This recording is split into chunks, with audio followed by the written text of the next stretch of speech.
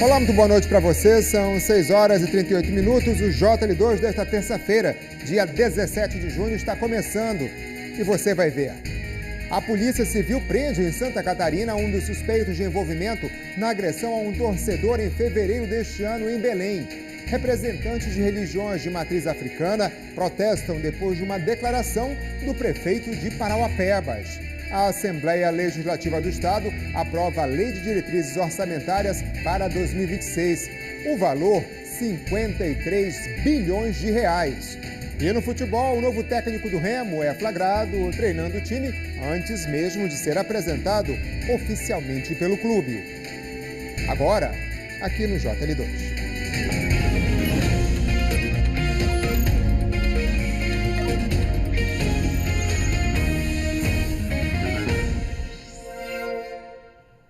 A polícia prendeu em Santa Catarina um dos suspeitos de envolvimento em um caso de agressão e roubo, às vésperas do primeiro repá do ano, em fevereiro. O mandado de prisão preventiva foi cumprido durante a segunda fase de uma operação de repressão à violência associada ao futebol. O suspeito foi localizado e preso em Joinville durante uma ação conjunta das polícias civis do Pará e de Santa Catarina. As investigações apontam que ele fez parte das agressões e roubo de um torcedor em fevereiro em Belém, às vésperas do primeiro clássico repá do ano. A vítima do ataque violento era um trabalhador. O homem foi surpreendido por integrantes de uma torcida organizada, derrubado, espancado até desmaiar e em seguida arrastado.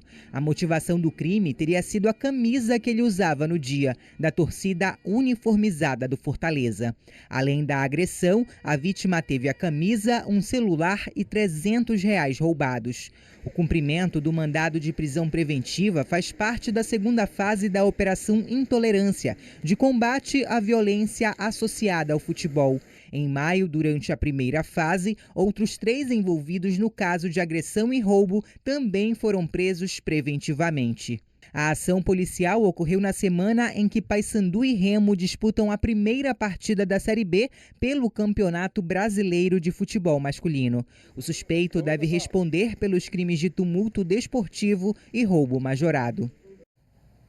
E a polícia tenta identificar os envolvidos em um assassinato ocorrido essa madrugada em Marituba, na região metropolitana de Belém. Câmeras de segurança registraram a ação ousada dos criminosos. Vem dar uma olhada aqui comigo, olha aí, a vítima vai seguindo aí por essa rua em Marituba, os criminosos vêm ali de bicicleta.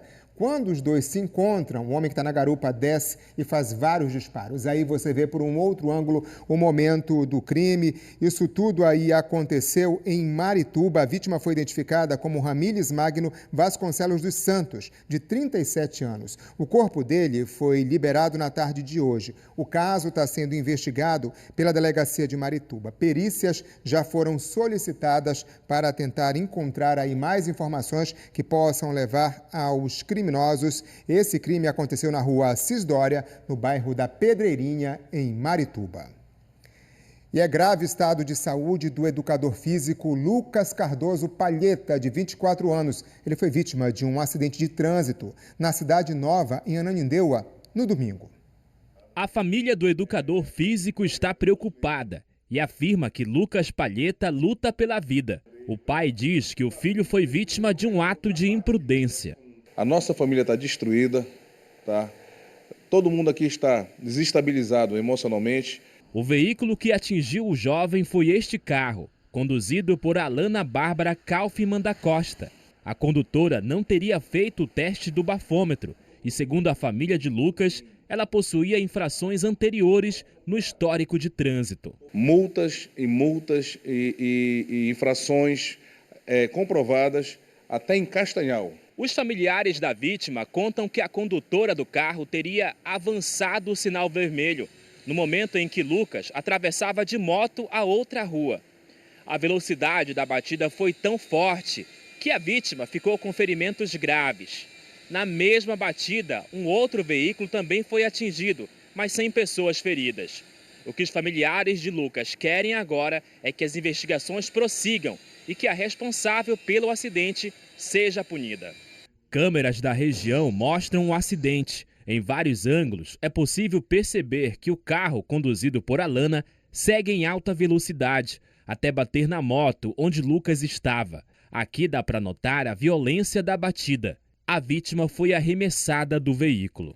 Após o acidente, a condutora foi conduzida até a delegacia, enquanto Lucas, em estado grave, foi levado para o Hospital Metropolitano.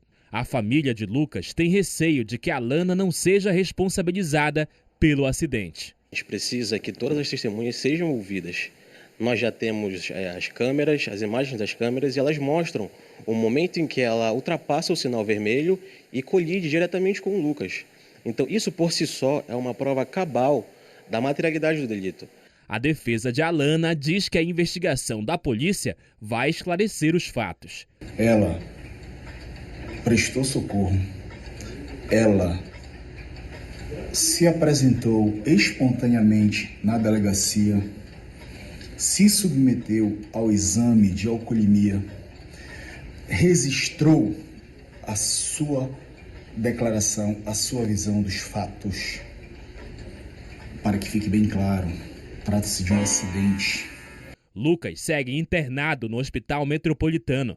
A família informou que ele teve múltiplos ferimentos na coluna, perna e cabeça. Já passou por 2 cirurgias e está entubado. O estado de saúde é grave, com risco de sequelas motoras. Pela magnitude da colisão, as pessoas passavam e disseram, olha, morreu, esse daí já foi. Não tem como estar vivo, é Deus. Então, assim, nós estamos desestabilizados emocionalmente muito grande. Não sabemos se o nosso filho vai voltar a andar. Imagine você um cara saudável, amoroso, querido. Essa é a situação. Que o Lucas consiga se recuperar, né? Agora, é inegável que se havia um sinal vermelho fechado, houve uma infração de trânsito. Esse caso aí está sendo investigado pela seccional da Cidade Nova. A Polícia Científica do Pará informou que os carros envolvidos no acidente foram periciados hoje pela manhã e que o resultado do laudo deve sair em 10 dias, mas pode ser estendido aí por mais 10 dias, caso seja necessário. O Semutran informou que o cruzamento das ruas WE 32 com a SN 19, onde aconteceu o acidente, está devidamente sinalizado e semaforizado conforme as normas de segurança viárias estabelecidas e que cabe aos condutores o cumprimento das regras de trânsito. Servidores públicos municipais de Paragominas, no sudeste do estado, protestaram hoje para cobrar melhores condições de trabalho. Entre as reivindicações estão reajuste salarial, gratificações, além da aquisição de equipamentos de proteção individual. Pela manhã, partes dos servidores públicos municipais de Paragominas ocuparam a plenária da Câmara de Vereadores. A paralisação foi para reivindicar melhores condições de trabalho. A valorização, o reconhecimento, o respeito que nós não estamos tendo de ambos os gestores que aqui estavam e que aqui chegou, prometendo respeitar, prometendo valorizar e nada está sendo feito. A concentração começou por volta das 8 horas da manhã desta terça-feira. Para chamar a atenção, os manifestantes usaram cartazes e faixas durante o protesto pacífico.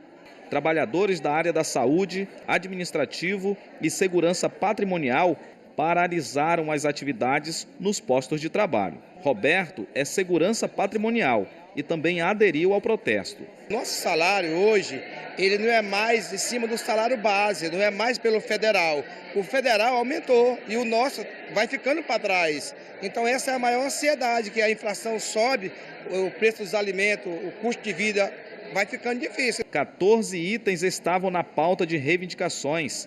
Entre eles, o reajuste dos salários sobre a data base de 2025, gratificação de 80% para as secretárias escolares, PCR dos trabalhadores do administrativo, agentes de trânsito e da área da saúde, aquisição de EPIs para os servidores e gratificação para os motoristas e o pagamento do Vale Alimentação.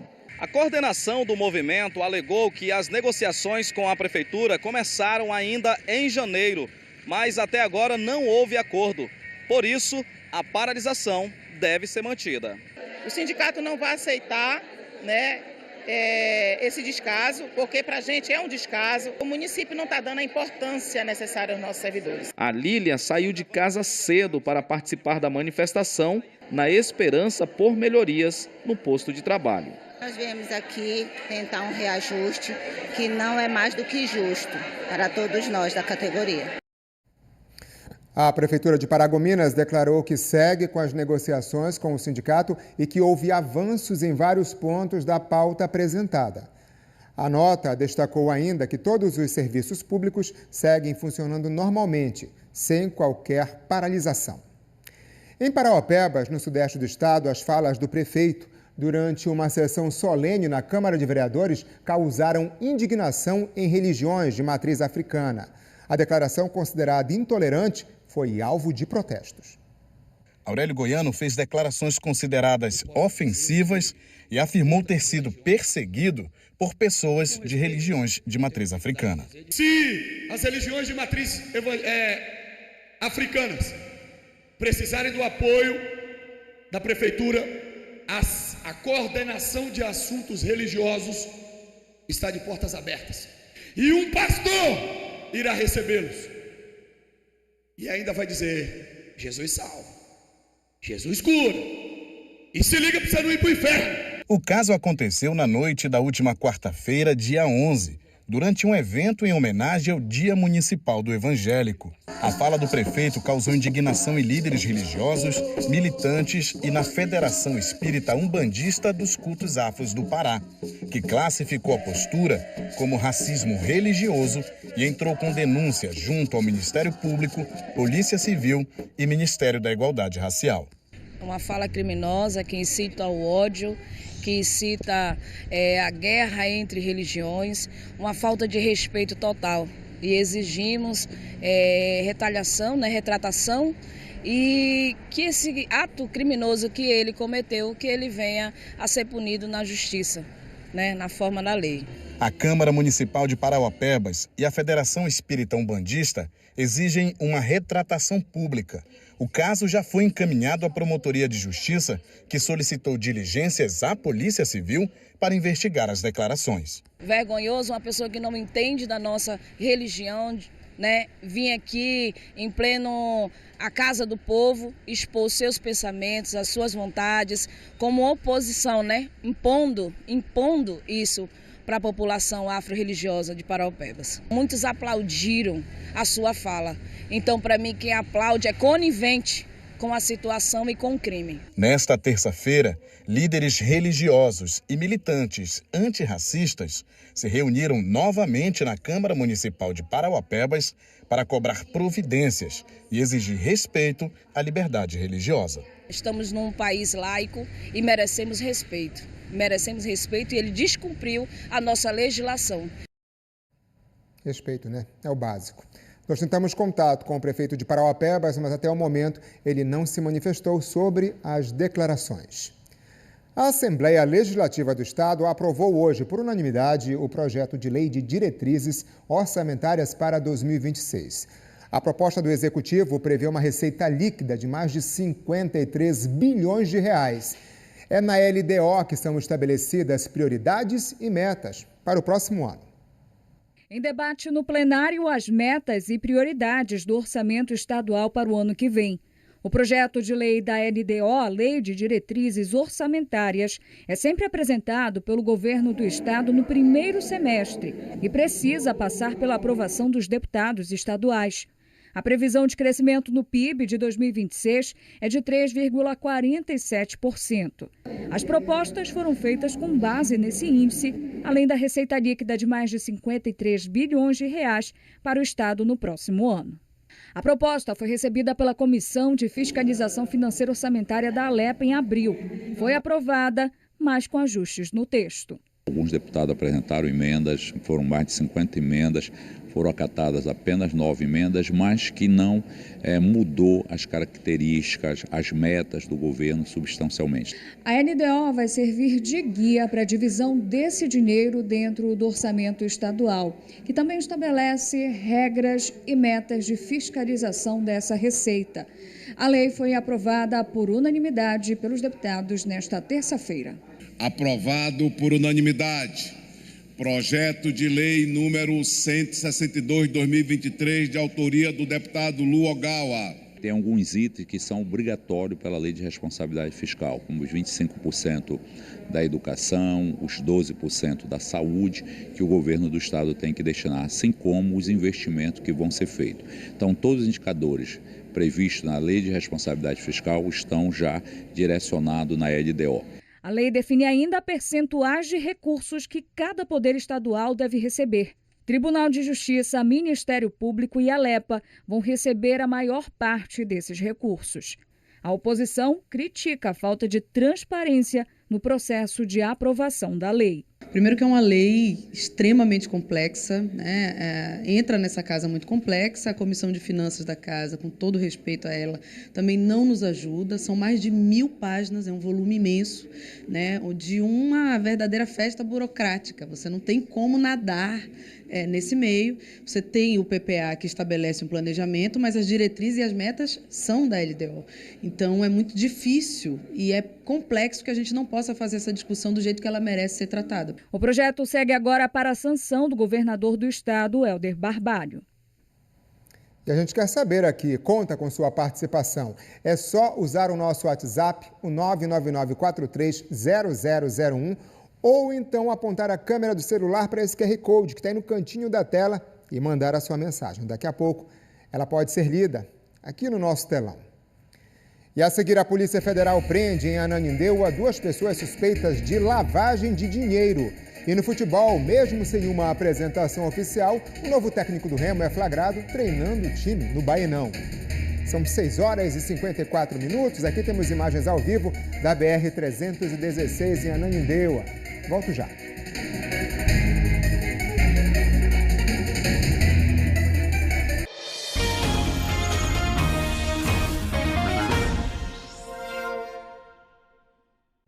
A Polícia Federal prendeu em Ananindeua 2 pessoas suspeitas de envolvimento com o crime de lavagem de dinheiro.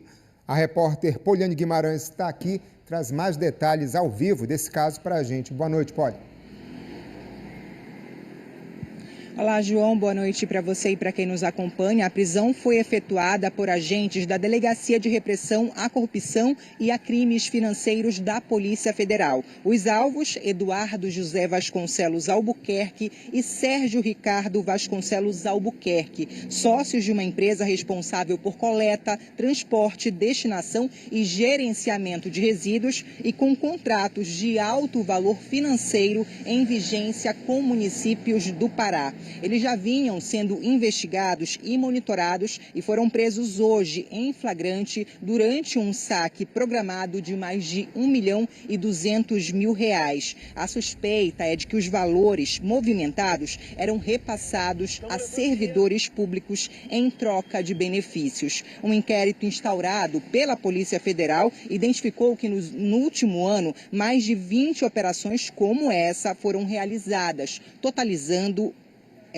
a retirada de mais de 18 milhões de reais em espécie. Movimentação financeira atípica, incompatível com a prática de atividades empresariais regulares e amplamente reconhecida como uma estratégia usada para esquemas de corrupção e lavagem de dinheiro. Eduardo e Ricardo Vasconcelos foram conduzidos pelos agentes até a Superintendência da Polícia Federal. A investigação tem como principal objetivo, além de identificar todos os envolvidos no esquema criminoso, evitar novos prejuízos ao erário, já que licitações em que a empresa participou são alvos de investigação por possíveis irregularidades. A nossa produção tentou contato tanto com a empresa quanto com os advogados dos suspeitos, mas nós não tivemos retorno até o momento. Volto com você, João. Obrigado, Paulo. Então é muito provável que haja desdobramentos ainda desse caso. As investigações seguem. Em Cotijuba, ribeirinhos denunciam um aparecimento de óleo nas praias da ilha. Imagens mostram essas manchas em vários pontos, inclusive ali próximo ao Trapiche. A Secretaria de Meio Ambiente de Belém disse que, apesar de fiscalizar áreas de rios, a investigação desse caso é de competência do Estado. Procuramos a Secretaria de Meio Ambiente do Pará, que informou que vai apurar a denúncia. Já a Delegacia Especializada em Meio Ambiente, a DEMAPA, disse que enviou uma equipe até o local e que está analisando as imagens preocupantes e assustadoras, desse local tão aprazível que é Cotijuba. Um estudo da Fiocruz apontou níveis elevados de mercúrio em gestantes e crianças indígenas na região da Bacia do Tapajós. É um efeito claro dos garimpos ilegais no oeste do estado. A pesquisa foi desenvolvida em 10 aldeias Munduruku, na bacia do rio Tapajós, no oeste do Pará, uma região afetada pelo garimpo ilegal de ouro. Análises feitas a partir de amostras de cabelo revelaram níveis de mercúrio 5 vezes acima do tolerável, circulando no corpo de mulheres indígenas grávidas. Nos recém-nascidos, as concentrações chegavam ao triplo do limite. Segundo os pesquisadores, tudo começa na contaminação dos peixes no rio. O mercúrio entra na corrente sanguínea das grávidas que se alimentam do pescado e elas passam o metal pesado para a criança pela placenta. Os pesquisadores agora querem saber o impacto da contaminação no desenvolvimento das crianças. A gente percebe que tem muitas crianças que nascem com alguns problemas genéticos, problemas neurológicos, que você vai fazer uma avaliação mais profunda, buscar antecedentes na família e não tem. Por isso, uma das principais hipóteses é a contaminação por mercúrio. A Rilcélia é mãe de 2 filhos e está grávida de 2 meses. Tenho uma filha de 12 anos já que ela tem índice de mercúrio muito alto no sangue. E acredito que ela foi contaminada durante minha gravidez. Os bebês com níveis altos de mercúrio serão acompanhados até os 2 anos de idade. A gente está monitorando esses marcos do neurodesenvolvimento para avaliar se a exposição ao mercúrio está comprometendo o desenvolvimento da criança. Para as populações tradicionais que dependem do rio, a preocupação é com as gerações futuras. Hoje, a gente fala muito que os nossos filhos, eles não vão ver os nossos peixes, mais saudável e já estão contaminados. E hoje a gente vê também, não somente o impacto do garimpo, e também são as crises climáticas, A crise climática, ela cada vez está aumentando e cada crise climática que vem aumentando, os nossos peixes, eles estão morrendo. Nosso povo, Nossas terras ameaçadas. O Museu Emílio Gueldi confirmou que a ave que morreu na semana passada no Parque Zoobotânico não estava com gripe aviária. De acordo com o laudo emitido pela Agência de Defesa Agropecuária do Estado, a causa da morte foi broncopneumonia aguda. A ave, um mutum-cavalo, era uma das mais antigas moradoras do parque. Tinha cerca de 30 anos de vida. Além dela, outros pássaros que estavam no mesmo viveiro foram submetidos a exames. Nenhum apresentou infecção pelo vírus H5N1, que é o causador da gripe aviária. Como medida preventiva, o museu ficou fechado por quase uma semana. Com o resultado dos exames, a visitação pública será retomada a partir de amanhã. O horário de funcionamento do museu volta a ser das 9 da manhã às 4 da tarde, de quarta a domingo. Agora a gente fala de esporte. Depois da vitória por 1-0 na última sexta-feira, o Paysandu começa a semana um pouco mais tranquilo, mas com alerta ligado para enfrentar o Remo no clássico do sábado. Apesar do resultado positivo diante do Botafogo de São Paulo, os bicolores ainda estão na lanterna da Série B. Então, bola pra frente. Agora é deixar a empolgação da primeira vitória para trás e começar a focar no próximo desafio nessa Série B. E não será qualquer jogo, não. Será o Clássico Repá, onde a atmosfera é totalmente diferente. E o Paysandu vai para essa partida com vários novatos no elenco, que talvez não tenham a dimensão do que é este clássico. Bom, Leandro Vilela sabe bem o que é isso. É um jogo que requer muita atenção, assim, muita concentração, porque ele literalmente é decidido nos detalhes. Detalhes, palavra-chave para um jogo dessa dimensão. E um clássico com 2 equipes em situações opostas na tabela. O Remo está na 6ª colocação com 20 pontos, brigando na parte de cima. Enquanto o Papão é o último, com 7 pontos. Independente da situação de uma outra equipe, o clássico ele não se equivale pelo momento atual, mas sim pelo peso das duas camisas. E o Paysandu, historicamente falando, é uma equipe muito forte, uma equipe tradicional muito grande, se equivale pelo número de títulos que tem e pelo tamanho da sua torcida. Então a gente vai muito preparado para esse jogo, tenho certeza que vai ser um ambiente de muita festa das torcidas, e espero que a gente consiga fazer o nosso melhor, sair vitorioso, porque a gente precisa muito nesse momento do campeonato. E para tentar superar o maior rival, o Paysandu sabe que vai poder contar com o apoio da Fiel Bicolor. Eu não preciso fazer o convite porque eu sei que a torcida do Paysandu, seja na Curuzu, seja no Mangueirão, qualquer outro estádio que a gente vai jogar, eles vão estar lá, eles vão estar presentes. Se eles vão estar nos apoiando, é algo que nós vamos ter que fazer, nós jogadores, ter que demonstrar dentro de campo para que também essa energia de fora das arquibancadas contagie dentro do campo. Já o Remo vive a expectativa para o anúncio do novo técnico. O próximo comandante azulino já até treinou o time hoje. O João Vanderlei traz os detalhes para a gente. Olá, amigos do JL2, uma boa noite. Hoje o técnico Antônio Oliveira viveu o seu primeiro dia como treinador do Clube do Remo.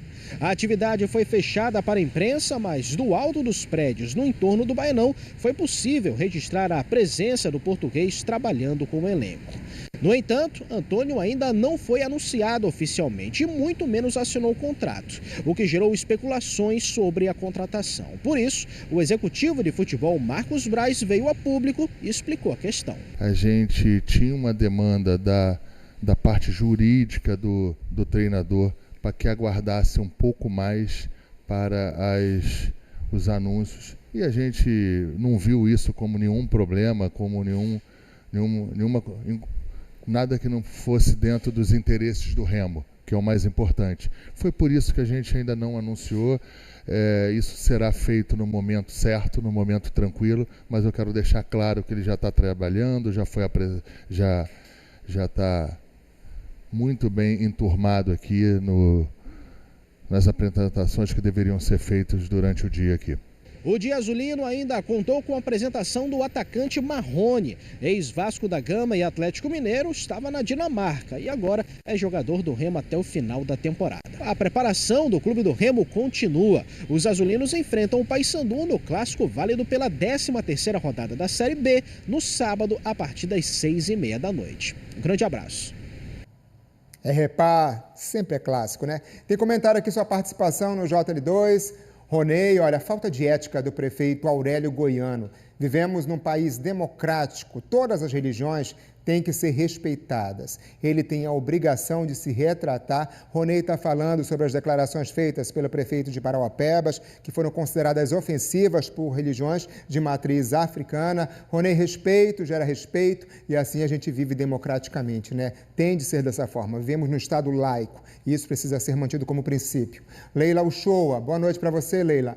Moro aqui na Cidade Nova e é corriqueiro estes motoristas imprudentes avançarem esse semáforo. Ela está se referindo sobre o semáforo que ocorreu o acidente, que acabou machucando gravemente o preparador físico, que está internado no Hospital Metropolitano. Os imprudentes avançam esse semáforo. Deus abençoe este rapaz, que ele não fique com nenhuma sequela e que esta mulher pague na justiça por esse crime. Obrigado, Leila, pela sua participação aqui no JL2 e a gente vai seguir acompanhando esse caso aqui nos nossos telejornais. Mais uma participação aqui do Caio. Boa noite. Que Papai do Céu interceda para que a vítima deste grave acidente ocorrido na Cidade Nova se recupere o quanto antes para que possa voltar à sua vida normal. A gente sabe que ele está internado, passou por procedimentos médicos no Hospital Metropolitano. De acordo com a família, o quadro é delicado, mas a gente espera aí que possa ocorrer a recuperação no devido tempo e sem nenhuma sequela, né? Que é o melhor, o que todo mundo espera. Um rapaz saudável, um preparador físico que foi atingido, estava de moto e ocorreu esse acidente lá na Cidade Nova, em Ananindeua. Quem também participa com a gente hoje aqui do JL2, pelo nosso WhatsApp, é o Ricardo. A transparência tem de ser total com a LDO, que é a Lei de Diretrizes Orçamentárias, que foi aprovada hoje por unanimidade na Assembleia Legislativa do Estado.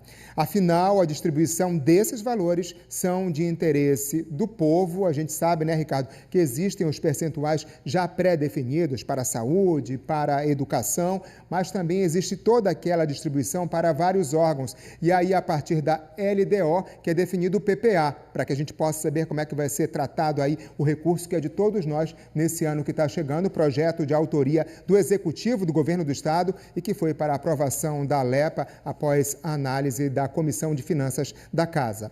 Temos aqui mais uma participação, que é da Célia Brito. Obrigado, Célia, pela sua participação aqui no JL2. Meu Deus, quanta covardia com esse torcedor. Ainda bem que prenderam esse envolvido. Célia está falando sobre a agressão que ocorreu antes do primeiro Repá do ano, em fevereiro, em que o torcedor foi agredido porque estava usando uma camisa de um time considerado rival. Selvageria total, né? Vários envolvidos nesse crime já foram presos, um deles lá em Joinville, em Santa Catarina, como a gente mostrou hoje aqui no JL2, e a polícia segue acompanhando esse caso. Estamos às vésperas aí, né, do Repá, o Repá da Série B, e é muito importante, a partir desse caso, né, Célia, trazermos essa reflexão. A gente sabe que o Pará tem grandes torcidas, são referência para todo o Brasil, e aí é importante que a gente também seja referência na forma de lidar com as diferenças, né? Saber como se comportar nos estádios e fazer disso somente festa, jamais vergonha, jamais violência, como a gente tem visto, infelizmente, em alguns casos. Muito obrigado a Célia, a todos que participaram do JL2. O Jornal de hoje vai ficando por aqui. Obrigado pela sua companhia, pela sua atenção. A gente volta a se ver amanhã. Até lá.